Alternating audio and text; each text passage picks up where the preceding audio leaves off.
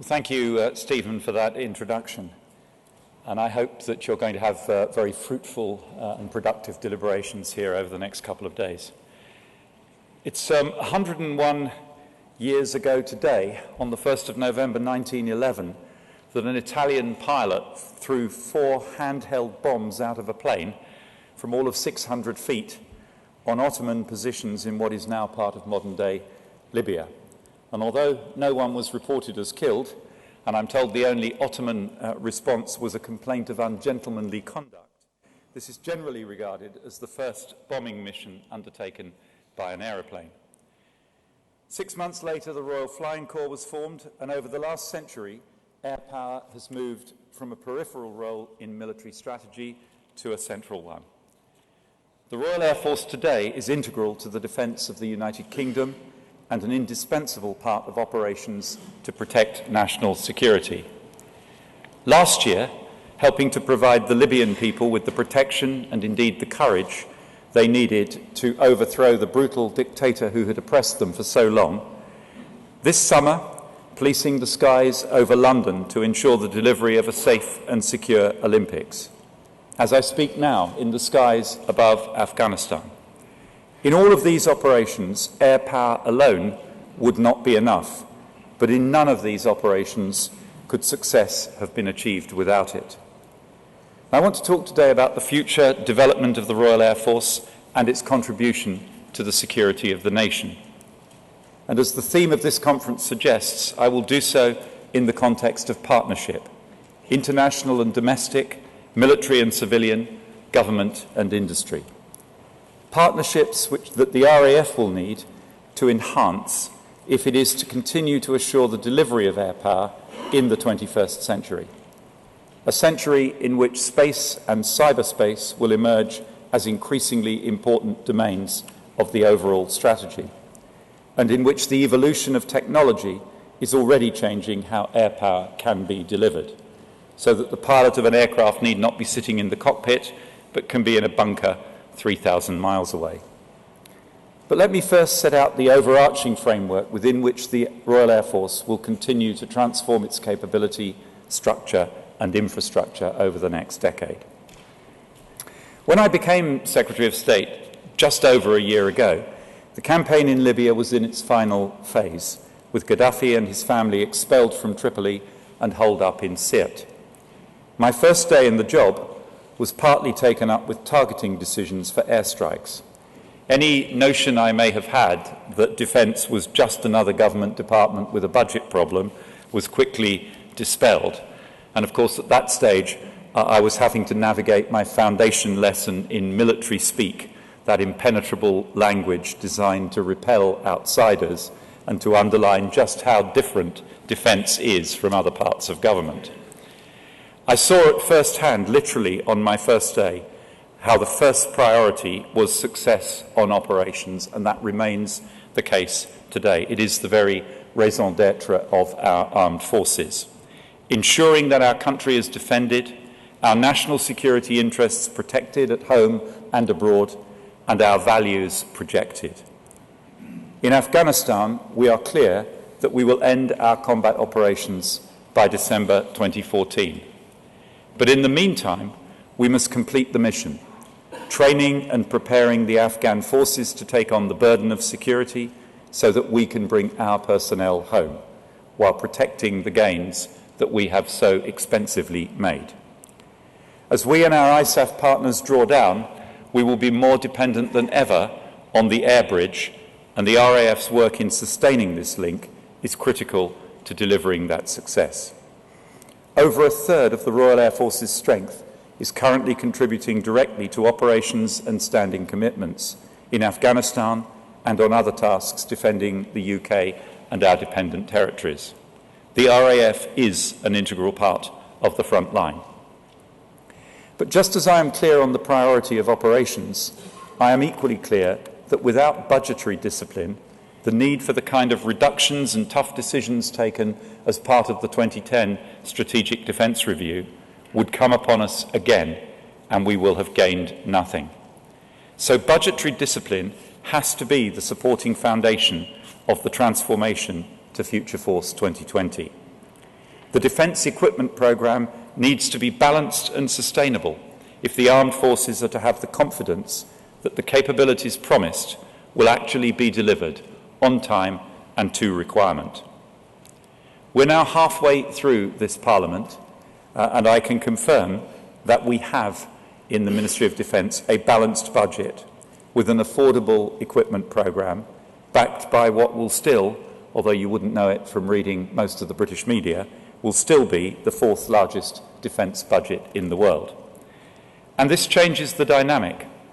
By maintaining discipline, sensibly managing in-year budgets and tightening our long-term projections, we can begin to release the contingencies that we have sensibly built into the budget to support further investment in capability, confident that there is a sustainable funding stream to deliver them. For instance, since the beginning of this financial year, the new discipline in our budgetary regime has allowed us to give the go-ahead for a series of equipment projects for the air environment over and above the committed equipment programme, including targeting pods for fast jets, better protection systems for the Tornado GR4 and enhancements to Merlin helicopters. The reformation of 13 Squadron at RAF Waddington, announced last week, will double the RAF Predator capability in the skies over Afghanistan, flying these remotely piloted air systems from ground stations in the UK for the first time. And I was proud earlier this year to be in Fort Worth to take delivery of the UK's first F-35 Lightning II. Lightning II is one of the clearest examples of Britain's determination to stay in the top rank of military powers. One of the clearest examples of our determination to maintain an advanced, powerful and flexible combat air capability, and at the heart of our regeneration of carrier strike. A world-class capability able to deploy anywhere in the world and jointly operated by the Royal Navy and the Royal Air Force. With land-based initial operating capability in 2018, allowing the platform to deploy as part of the UK's contingent combat air capability, and initial flights off HMS Queen Elizabeth in 2018, not a decade away, as our critics often complain, but just over 5 years. When deployed outside home waters, the new carrier will routinely have Lightning II jets embarked with personnel from both services. There's been speculation in the media, much of it, as usual, ill-informed, around our intentions for operation of the carrier. So let me be absolutely clear. The RAF and the Royal Navy are working together to deliver a joint force that can operate from land bases in the UK, from the carriers when they are at sea, and from forward operating bases when deployed abroad. Under the direction of the Chief of Defence Staff, the concept of operations for carrier-enabled power projection is being developed in line with the adaptable posture set out in the SDSR. A concept of operations that will embrace both carrier strike and littoral manoeuvre operations. But this is a substantial process and dependent in part on decisions due to be taken as part of the next Strategic Defence and Security Review in 2015 on the use of the second carrier to produce continuous carrier availability. As a joint asset, Lightning II will provide us with a flexible capability that will outperform anything we've been able to put in the air before. And with the UK enjoying a 15% share of the industrial work, the peak production period is likely to sustain 25,000 jobs in the United Kingdom. The Joint Strike Fighter project was conceived as a multinational programme. The UK's Tier 1 status in the programme speaks eloquently of the UK's close partnership with the United States. And I want to turn now to the theme of international partnerships, because that relationship with the United States is the UK's most important, but by no means only, relationship upon which we rely to deliver our national security. 100 years on from that very first aircraft bombing mission in Libya, NATO's Operation Unified Protector last year proved the versatility of the RAF's combat capabilities in the very same skies. Not just the precision weapons in the arsenal, like Storm Shadow, Dual Mode Brimstone and Paveway 4, but also in the employment of Typhoon in its first multi-role contribution to operations, and the mission-critical ISTAR assets such as Sentinel and E3D Sentry. At the strategic level, the mission demonstrated once again how air power can provide politicians with political choices short of intervention on the ground. Of course, as the Chief of Air Staff has previously said, Libya is not the archetype for conflict any more than Afghanistan is. But we can learn the very valuable lessons of both campaigns as we work to deliver adaptable armed forces best configured to deal with the contingencies of the future. The striking feature of both campaigns is the breadth of the coalition taking part. The Libya operation saw 260 aircraft from 16 countries flying 26,500 sorties. The level of cooperation, in particular, between the RAF and the French Armée de l'Air during the campaign was a potent demonstration of the new momentum in UK-French defence cooperation. In Afghanistan, the International Security Assistance Force is now some 50 nations strong. RAF assets operate alongside those of our fellow ISAF partners. The Tornado GR4 force at Kandahar Airport shares Tango ramp with F-16s from the United Arab Emirates. Camp Bastion Airfield in Helmand, controlled by the RAF, ranks as one of the busiest multinational airfields in the world, handling up to 450 movements a day. The level and sophistication of the integration between coalition partners, forged in the campaigns such as Afghanistan and Libya, needs to be maintained and then taken forward long after those campaigns are behind us. For the RAF, this interoperability with allies has become second nature. In the last century, from the Allied air campaigns of the Second World War, through the Berlin airlift, to the Gulf War, Balkans and Kosovo campaigns in the 1990s. In this century, in Iraq, Afghanistan and Libya.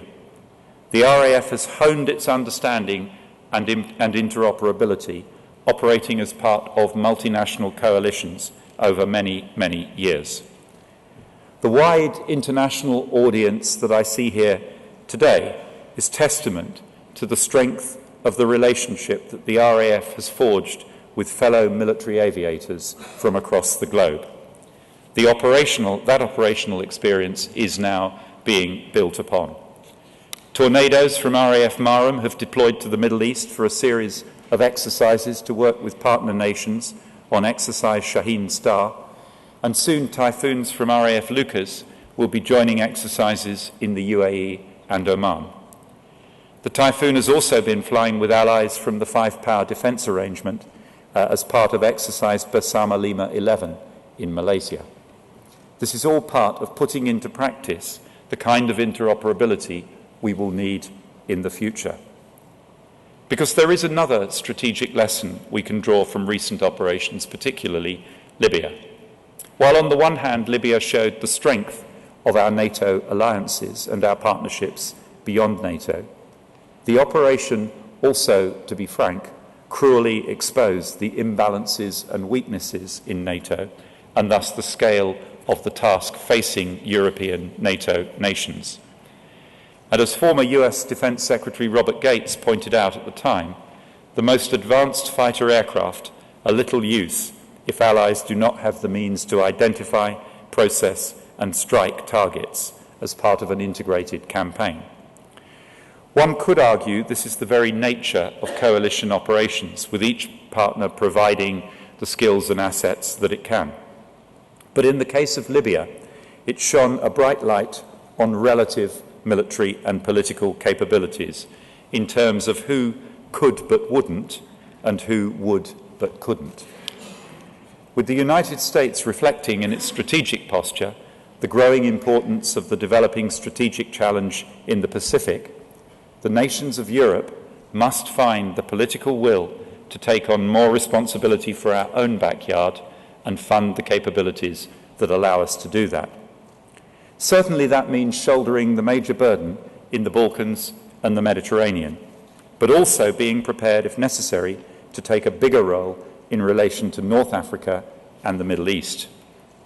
The bottom line is that Europe as a whole needs to do more, at a time when the reality is, across the continent, aggregate defence expenditure is certain to fall in the short term and at best recover slowly in the medium term.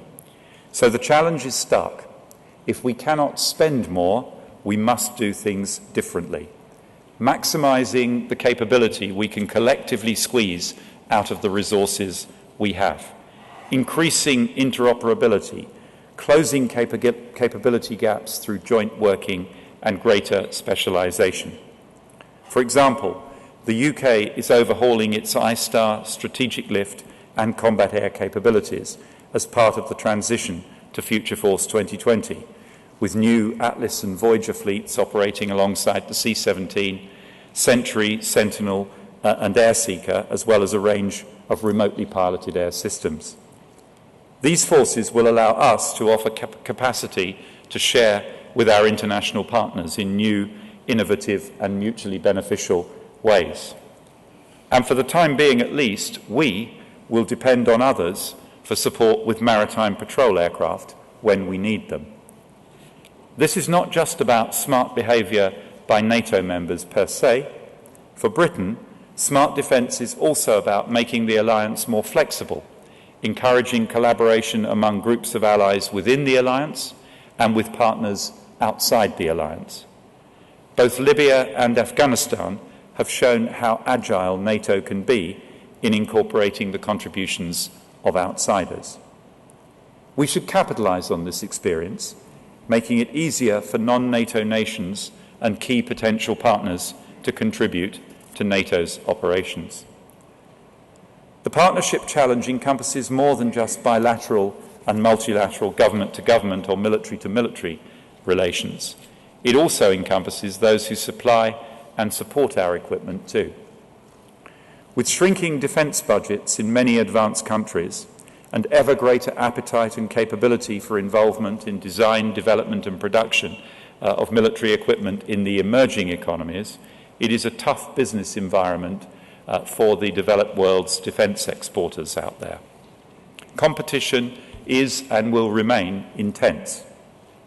The economic challenges involved in maintaining a high-tech, highly capable Air Force now and in the future are considerable, and the technical challenges equally high. Success will require a genuinely transparent collaboration in aerospace between industry and government to keep overheads down, to maintain essential R&D, and to build healthy export order books while making sure that unit cost is affordable. So we are embarking on some major changes to make the Ministry of Defence a more capable and intelligent customer, restructuring equipment acquisition and through-life support, bringing in private sector management skills through a partnership to reinforce the military and civilian specialists who form the backbone of defence equipment, our procurement organisation. We are also looking at how the acquisition process can take better account of the commercial landscape, building in exportability, making sure the wider package on offer to potential customers is as attractive as it can be. Those years of over-programming in defence created a climate of uncertainty that was beneficial neither to our armed forces nor to industry, with neither side being able to plan properly.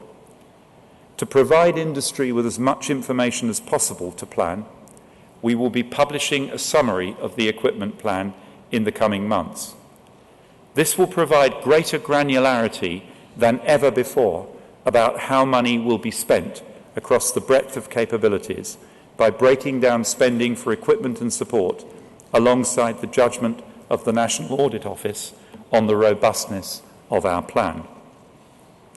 A strong aerospace sector in the UK, manufacturing, servicing and crucially exporting, is a vital part of this government strategy for rebalancing our economy so that it can return to sustainable growth. But there is also an onus on our suppliers to provide better value for money for the taxpayer. We need our partners to be lean and flexible, capable of operating in a more competitive defence marketplace and responsive to the needs of government. Industry support for air operations in Libya last year shows what can be done, delivering and sustaining capability as well as supplying equipment and developing new technology. There are currently 5,000 contractors directly supporting our operations in Afghanistan, including the vital role played by the RAF. The total support force concept set out in the white paper we have published seeks to integrate more fully the contribution of the private sector to operations. Industry, armed forces, Ministry of Defence, civilians and industry working more closely than ever to achieve their mutual goals. This will be the way of working in the future. In Future Force 2020, we are building a force fit for a more uncertain world, where we may not know in advance what conditions we will be fighting in, where we can only hope to meet the challenges of modern conflict and protect national security by exploiting all the advantages we possess. The advantage of our advanced technology and industrial base, the advantage of our international alliances, and the advantage of our highly trained, highly capable people working together as a total force to deliver the world's most effective expeditionary military capability outside the United States. The RAF brings unique capabilities to the delivery of joint effect: rapid reaction, speed, agility and precision, control of the air and the ability to exploit that domain, strategic lift to project power at range, tactical manoeuvre and resupply on the battlefield, and the real-time intelligence and awareness that airborne ISTAR provides of the battle space as a whole. But it is the people of the RAF that deliver this effect. Our people are our principal asset. Not just the pilot, the aircrew, the engineers, the planners, the whole edifice of the RAF that supports the delivery of British air power at home and abroad. So as we enter the remembrance period and honour those who have sacrificed so much for the freedom of this country, let us express our confidence in the men and women of today's Royal Air Force, in their determination to demonstrate the same spirit and commitment to duty as their illustrious forebears, so that our skies will continue to be safe in their hands. Thank you.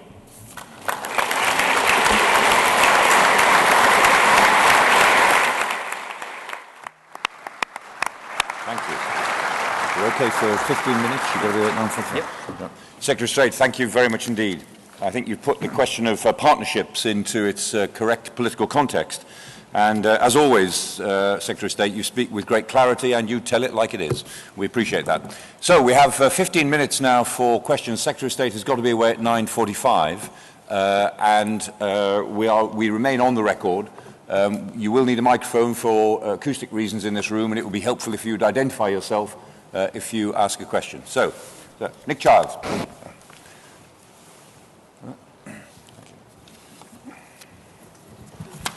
Nick Childs from the BBC.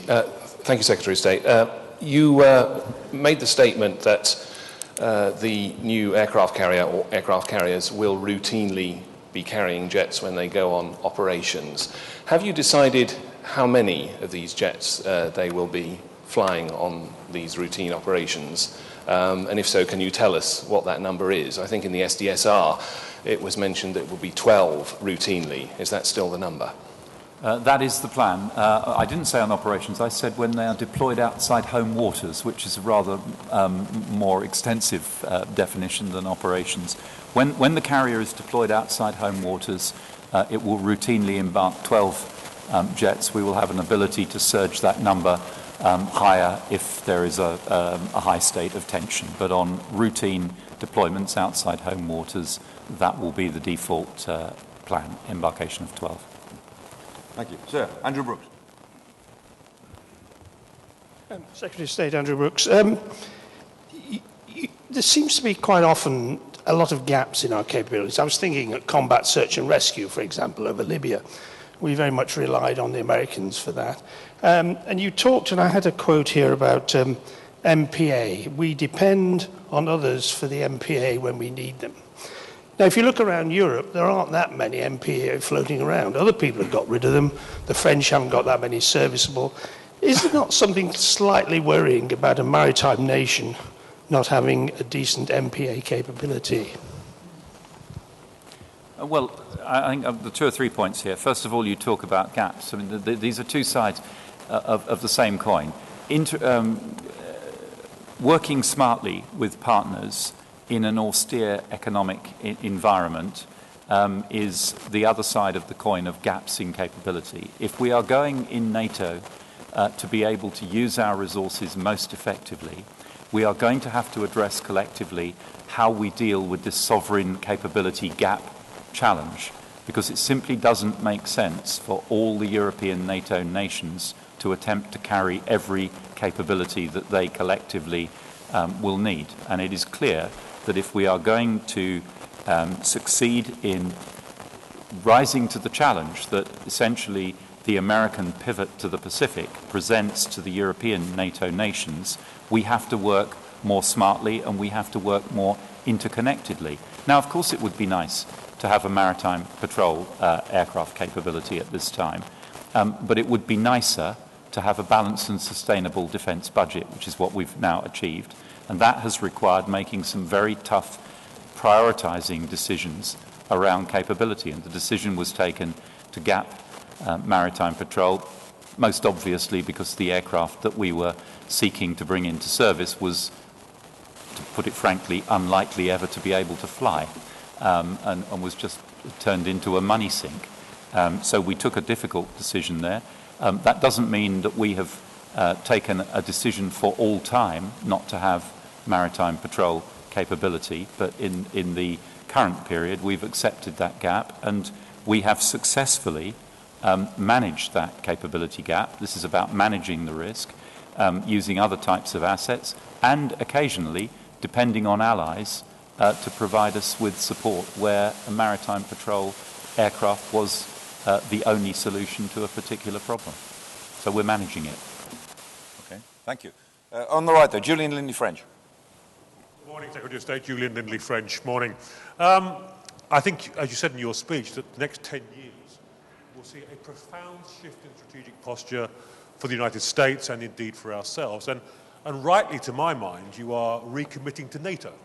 I think this is a great moment of opportunity for NATO. But the last 10 years, with caveats and red cards, have shown that our allies are still hesitant to undertake robust operations. Is there not somewhat of a danger that we will commit ourselves so deeply and be so interdependent with those allies that come operations we'll find we simply cannot act? Well, I mean, that question is at the heart of the debate that is currently raging within European NATO.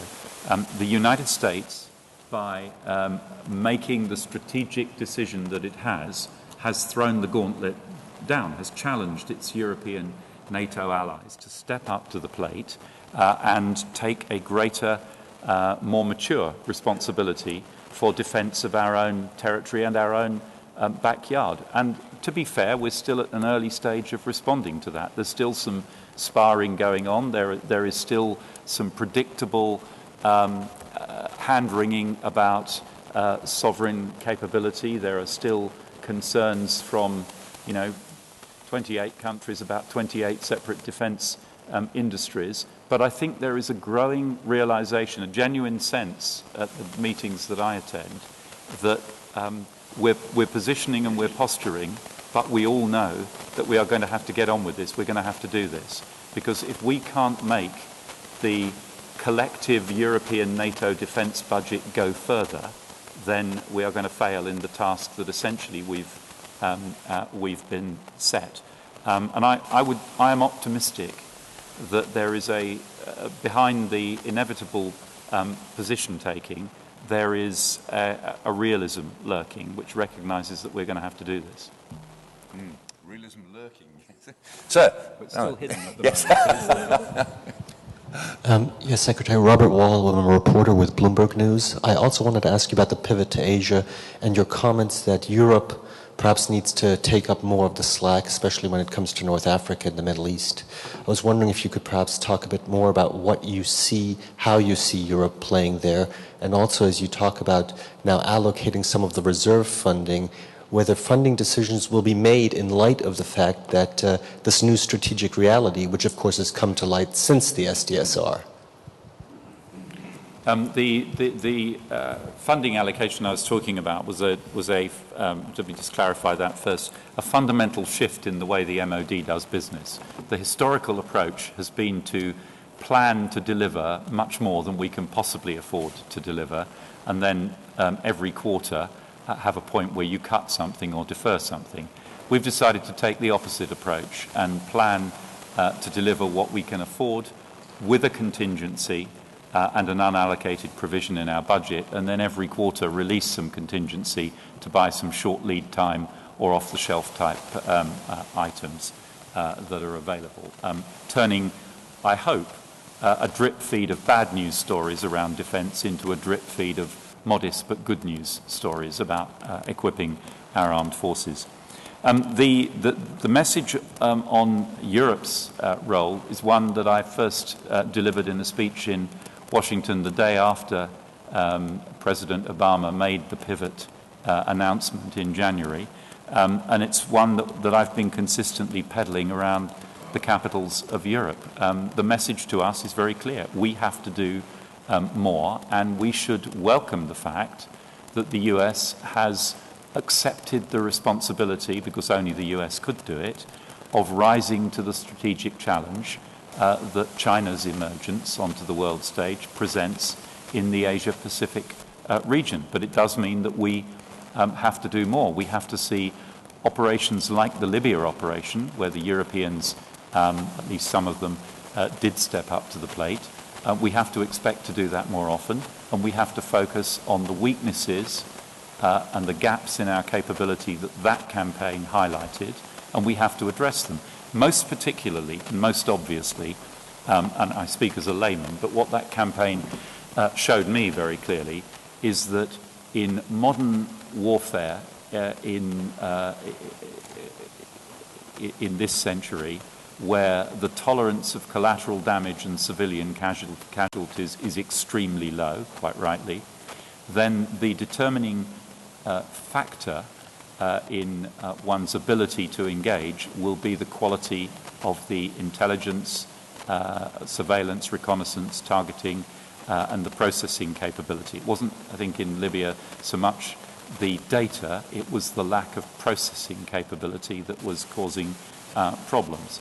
And addressing those gaps so that we are able to go into potentially into operations without major US support, with eyes above the battlefield that actually work, is going to be crucial to European NATO developing a realistic deliverable capability of its own.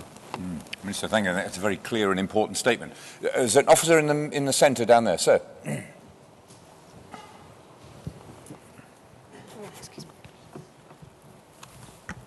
Sir Tim Balow, you've spoken a lot about industry this morning. Defence is certainly working a lot to move forwards with our partners in Europe, and notably in France, and is arguably leading the other services in this respect.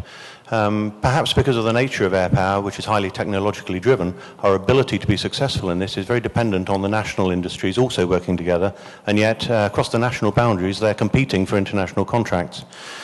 So what is, looking in particular at France, what are the other government departments doing to try and break down these national competing barriers among the industrial companies, and in particular in the recent wake of the British Aerospace and EAD's collapse? What are the other government departments doing to try and break down these competing national barriers, and do you think it's enough? Well, first of all, just a word about the industry, and particularly in complex areas like combat air.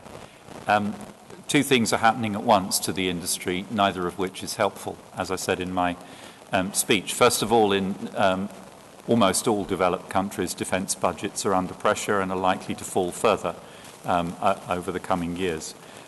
Simultaneously, many of the traditional export customers who were happy to take things arriving in a crate from somewhere in Lancashire are now in the game of assembling, manufacturing, and increasingly designing and developing their own systems. They're becoming competitors rather than customers.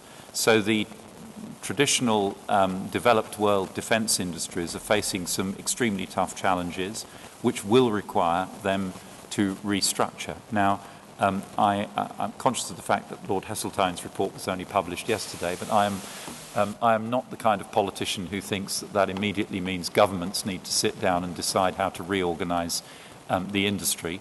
But I have no doubt that reorganisation of the defence industries across the developed world will be required over the coming years.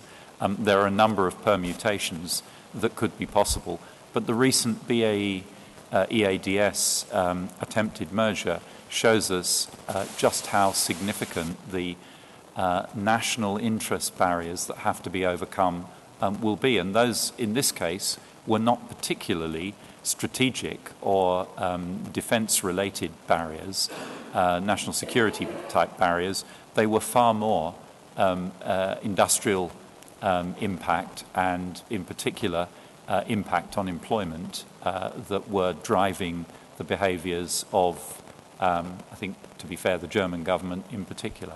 So I don't imagine that this will be easy, but if the truth is, if the economic logic requires it, the commercial logic requires it, it will end up happening, because in the end somebody, if there's overcapacity in an industry, you either rationalise or somebody falls off the cliff. That's the way the commercial world works. We'll try and squeeze in 3 quick questions before the end. Neville Trotter, there's a lady at the back, and then Lord West. Neville Trotter. Philip, you put forward, I think, a very well thought out impression of the way ahead for our defence. You've just announced we're going to remain a nuclear power. I'm sure most of us agree with. I'm concerned as to how we're going to be able to finance replacing Trident without a very big increase in spending.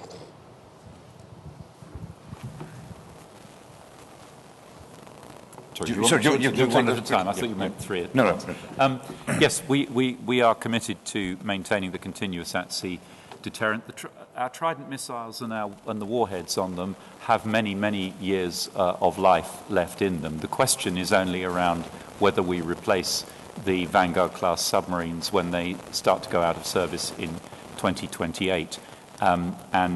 As is well known, our Liberal Democrat coalition partners want to look at the alternatives that would still deliver a credible strategic nuclear deterrent. I think that the problem in doing that is that if we were looking at building a whole new system, maybe that's a question. But given that we have the warheads and we have the missiles, and we're only talking about replacing the submarine, it's difficult to envisage a new complete system which you have to design everything, warheads, missiles, carriers, platforms from scratch, could ever be a more economic proposition. Can we afford it? Yes, we can. Looked at over its lifetime, the Trident, submarine-based Trident deterrent costs us about 6% of the defence budget to operate, significantly less than the proportion of the French defence budget that is devoted to the force de frappe, because of the economies that we get from our cooperation with the United States. So the issue isn't of, if you like, the through-life cost of the system. There is an issue around the cash spikes in the 2020s and 2030s involved in replacing submarines, and I think that's an issue that we haven't yet finished discussing in government. The question is simply this: does it make sense to defer normal replacement cycles in the non-nuclear part of defence while you spike the cash spend on nuclear replacement, and then have a knock-on effect for the best part of 20 years across other domains because of what you've done to the normal replacement cycles, which I think is where we've got to in the past in the UK. I think there are better ways of smoothing the cash spike, depending on certain assumptions about where the broader economy and broader fiscal position is at the time. Okay, we will take the last two questions together. Madam. Yes? Cherry Hao from Hong Kong Phoenix TV. Well, my question is related with China. We know that last night, the second prototype of China's fifth stealth fighter has been in test, the first test flight. And also early in this month, China's first air carrier has been officially in service. So my question is, do you think this is some proof that adds the fuel to the sort of China threat theory? And also, the second question is, how do you see, do you think that the balance, the security balance in Asia-Pacific Ocean has been changed? Because this year there's a lot of regional tensions in this region. Thank you very much. Okay. Lord West, final question. Lord West, simple sailor, Secretary of State. You talked about good news for defence, and I have to say I think the decision that you and the MOD have made about deploying the wonderful joint asset of the carriers with an air group on board is actually extremely good news. So that is good news, and I congratulate you for that decision with all the benefits for operations, training, and realpolitik when they're deployed. You could really make my cup full and running over if, as I thought I heard you say, that these amazing assets, which cost about half the price of the Olympic Games and will go on for 50 years, that we would run both of them, bearing in mind the running cost for each one of them is about the same as the old little carriers that we actually are getting rid of, showing the efficiencies and capabilities we've got. Are you going to make my day in that way, Secretary of State?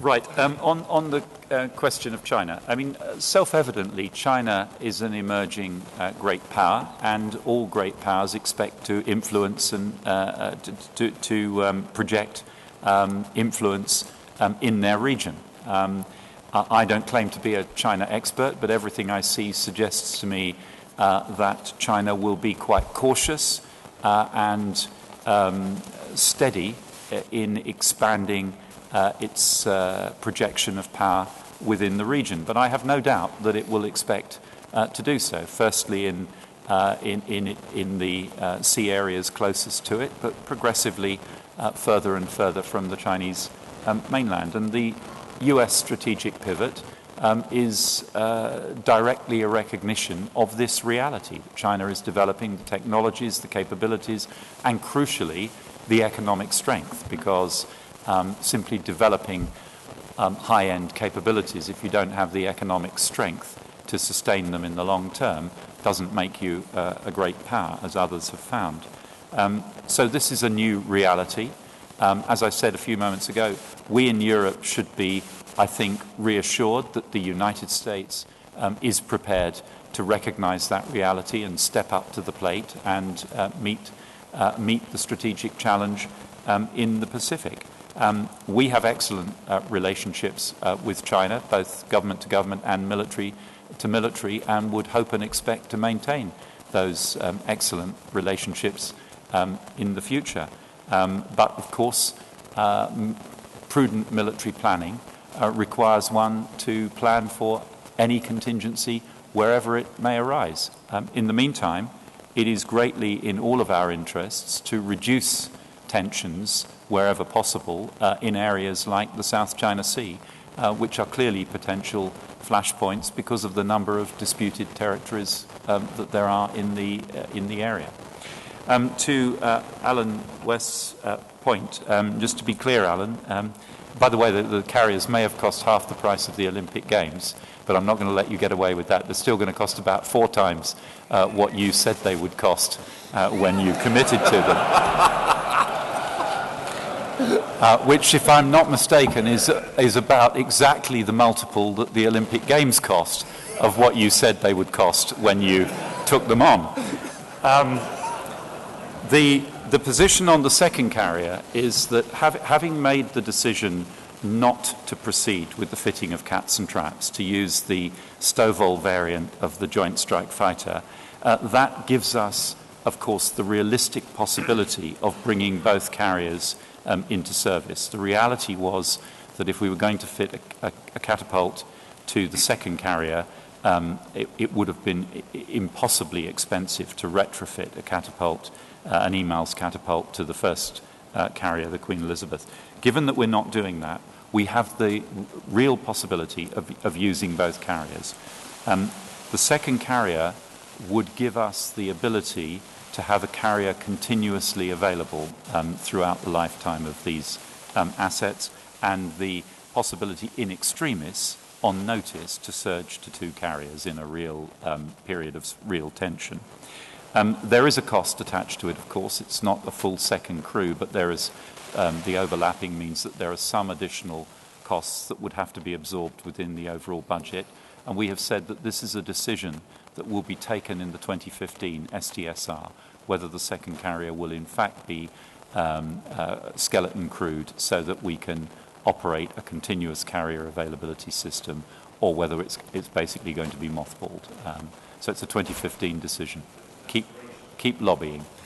Well, we're proceeding with the programme in such a way that it will give us the option of making that decision in 2015. It's relatively modest sums of money. Over the lifetime of the second carrier, it's around about £70 million a year. I'm looking at the First Sea Lord, around about £70 million a year of additional cost to maintain the second carrier available to ensure continuous carrier availability.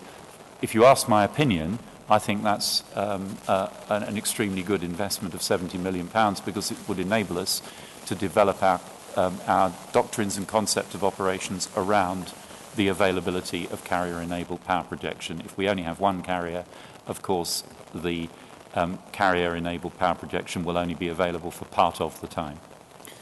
Secretary of State, thank you. You haven't quite made Lord West's day, but you've justified a gin and tonic later on, I expect.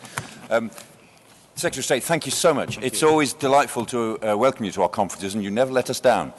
We know you're very busy, and your statement, I think, both your speech and your candid remarks in answer to our questions, I think, has been extremely valuable and set up the conference beautifully to talk about air power in the context of partnerships. I know you've got to get away now, sir, but thank you very much indeed. Thank you. That was tremendous. Thank you.